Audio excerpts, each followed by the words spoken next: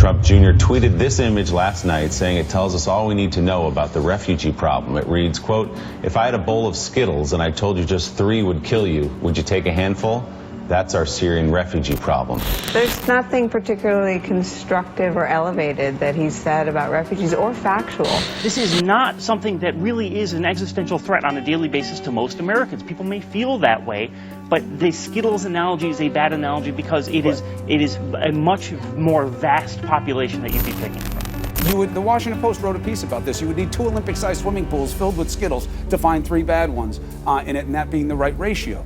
You're dehumanizing these refugees. That's not what America's about. Several people tweeting this photo of Amran Daknesh, the boy pulled from the rebel in Aleppo, as well as images of other children caught up in the conflict. That image of that little boy, if you're a mother, if you're someone who just looks at children and feels emotional, you can see that in that photo, they're also telling you, well, this is what that means, and this kid is not a piece of candy. We are talking about human lives. The Skittles go through the 24-month vetting process.